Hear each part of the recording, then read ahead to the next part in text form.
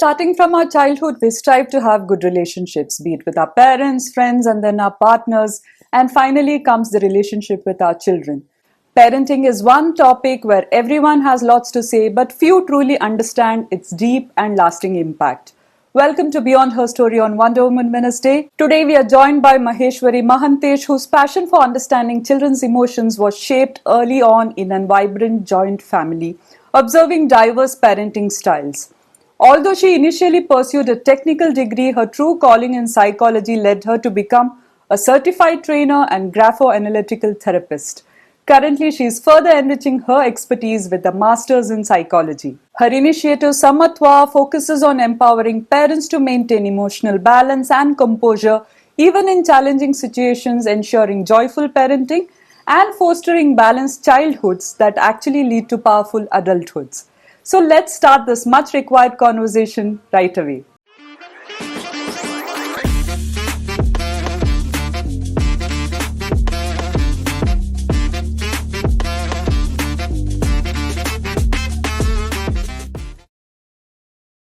Welcome, Maheshwari, to Beyond Her Story. It's such a pleasure to have you here.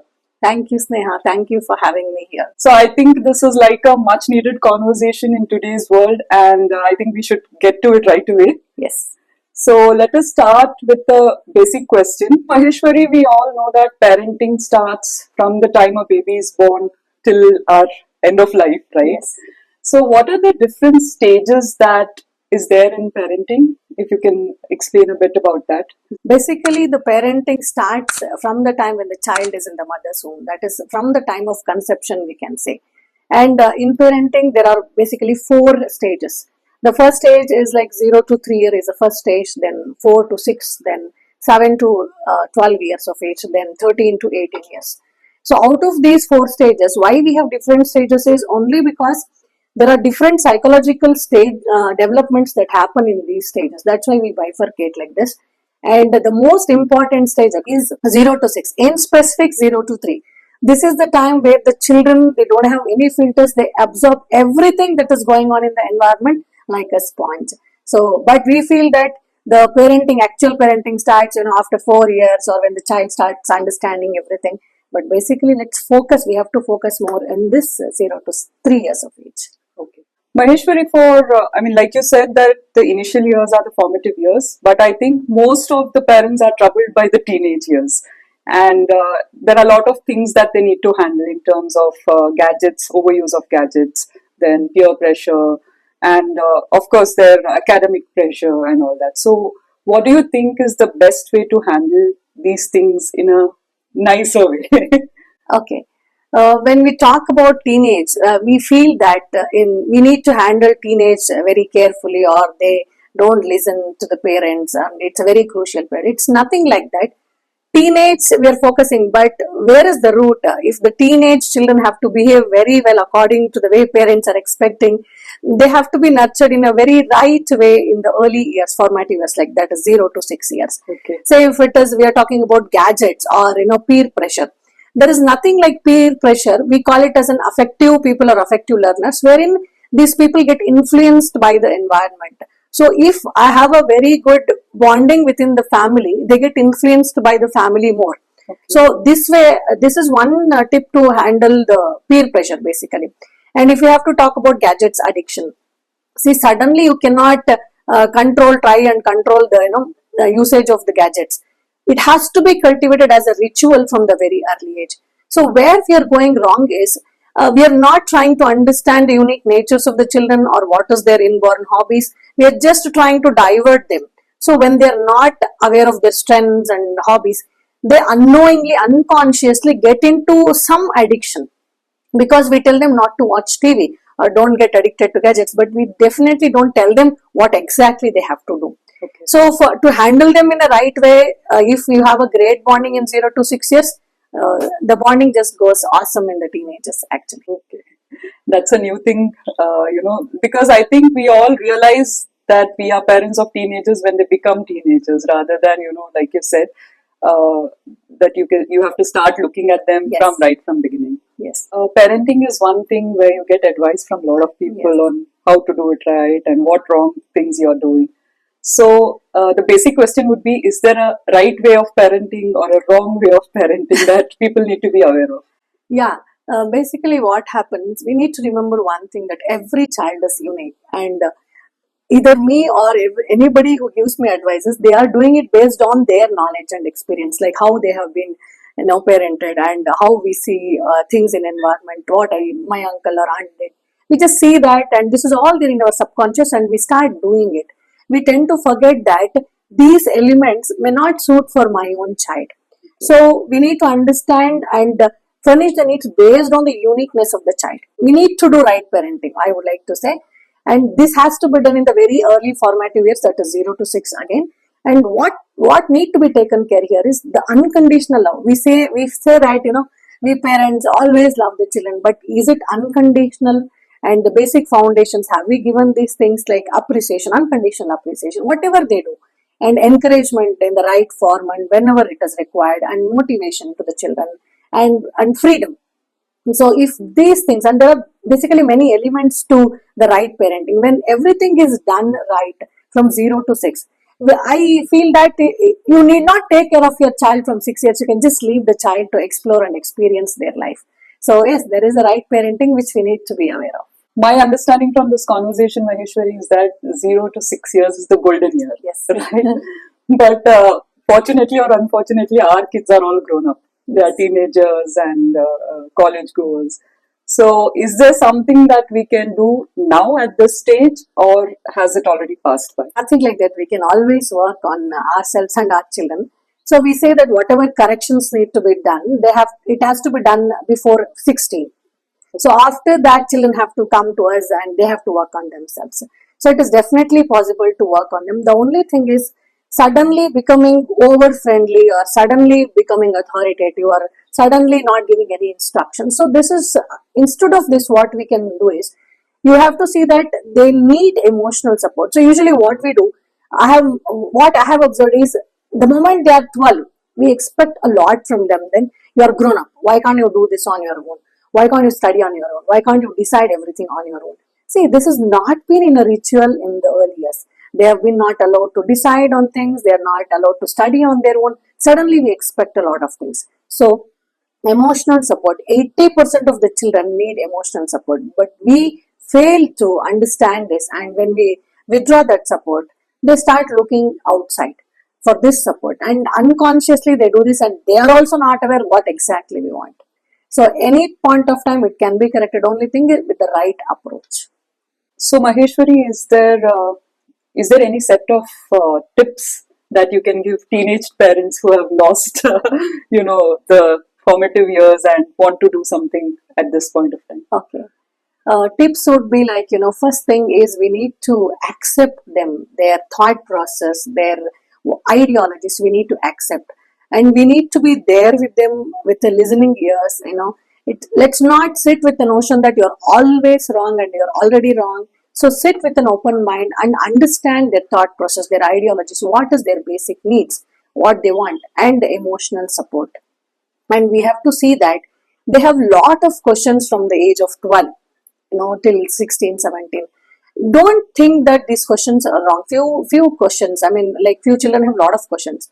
When we address these questions or answer these questions in the right way, they feel that openness, and they will come with open mind to share their feelings and what is going on in their life. So if we take care of these kind of things without being judgmental about their thought process, then we can have a very great bonding with our teenage children also.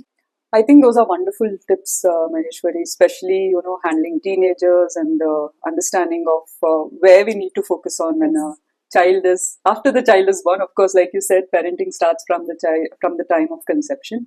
But there are some basic things that every parent wants to know, which I think maybe we can just have that conversation.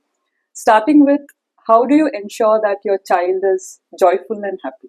I think that is what every parent wants. Yes. Yeah. We always focus on, that our children have to be happy even when they grow up. The parenting have to be joyful. So it is possible when we address the basic needs in the very early formative years.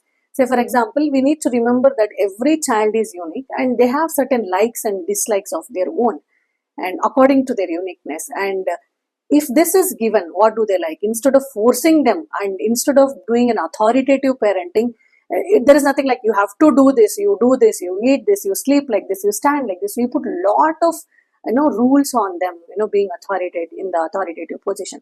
Instead of that, you have to till 6 years. There is no need of discipline, according to me. You have to just leave the child to explore and experience different things in life. What is important is unconditional love and support.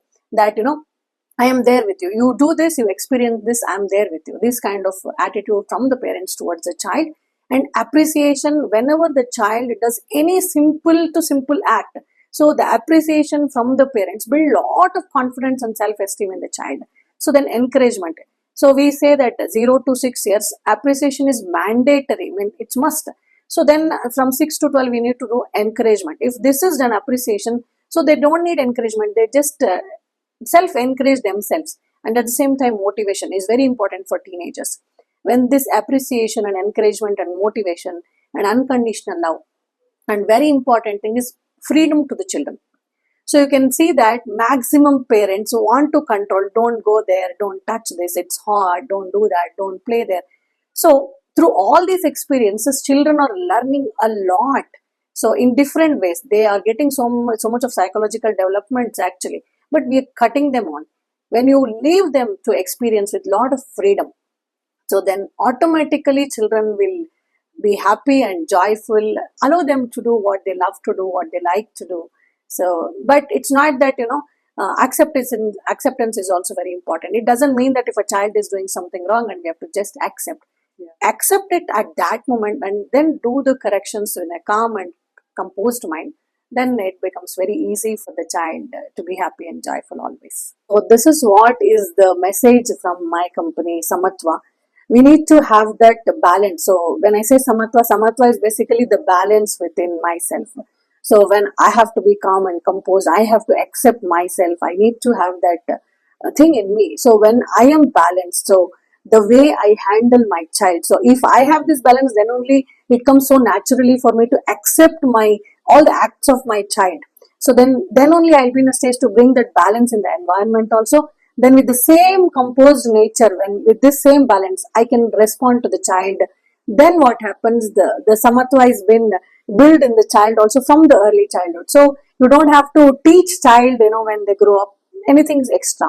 So it is all there internally. So that's what we need to learn as parents. I think we are having this conversation a bit late. My children are grown up, so my daughter is 15, so probably there are some things which I can still do with her. Another aspect of parenting, Maheshwari, what we see normally is parents pressurize children to focus on studies and to be totally 100% on the academics part of it. Not all, but some of them.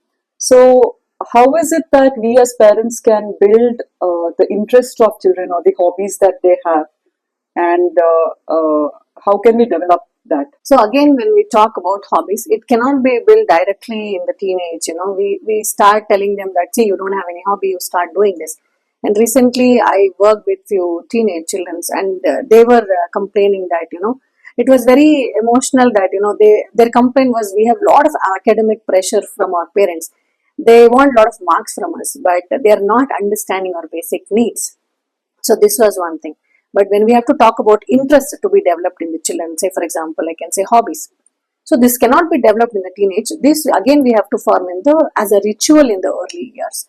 So many parents, we are not aware of what is the strength of my child, what they are really good at. There's a theory called multiple intelligence which helps us to understand the interest and hobbies of our children. Based on that, what we can do is we can involve our children in those activities which they really love to do from a very early, say from 2 years, 3 years. So it comes so natural to them that they are very passionate about that. It's not boring for them. And the word bore has become so common, Yeah. 2 minutes you give them, make them sit, it's so boring for me. I need something. So easiest way is to give gadgets. So that's not the thing. What are they passionate about? So we need to divert them from very early age in a form of ritual. Like it can be painting for few people, drawing for music for somebody, for dance for somebody. And we see that parents want their children to do everything. That's not required. See, if a child is not having good kinesthetic energy, and their body doesn't support for dance, and parents want them to learn dance and become great dancers, this is not going to work for the child, and this affects the esteem of the child. And you cannot see child performing in other areas where the child is really good. So finding out or identifying the interest of a child, what they like, what they love to do, is very important, and this has to be done in a very early age, so that if this is done, so you can make sure, you can absolutely, definitely I can tell that they won't get into gadgets addiction in the teenage for sure. Another question I think which most parents will have is, especially kids nowadays throw a lot of tantrums, and we feel that our kids are not obedient. And specifically when you go out where you're in a room full of people, that's when they start throwing up the tantrums. Yeah. So is there any way to handle this, or is there something that parents can do? Definitely. So we are always observing on the end behavior. We are not focusing on what is happening in the root.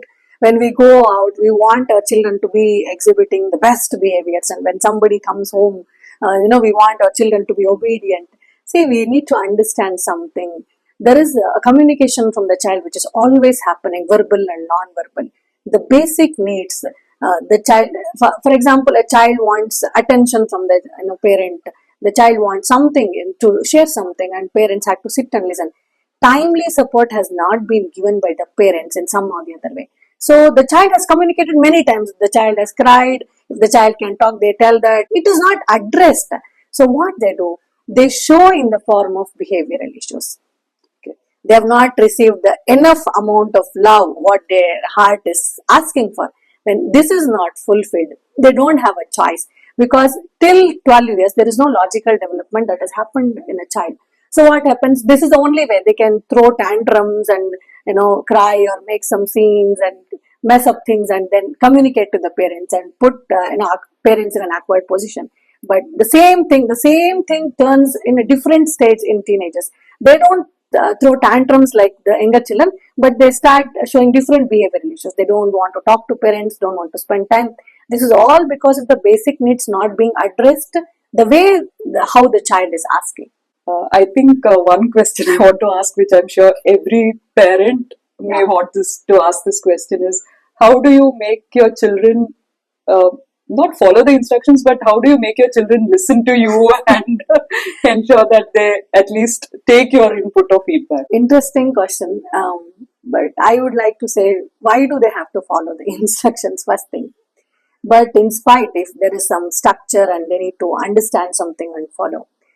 For this, we need to be in a position where we also listen to our children, As I previously told, there is verbal and non-verbal communications which is happening. We want to talk about them, share about them, their feelings, what they want, what they don't like.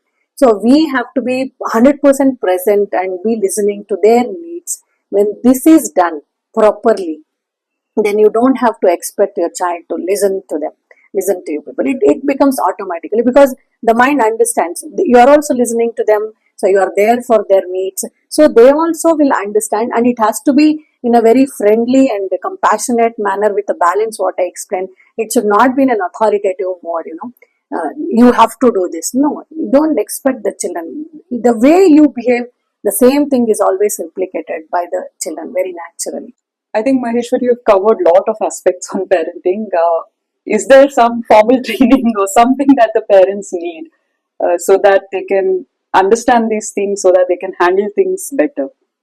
Yeah, definitely. We need to, get some suggestions from the experts.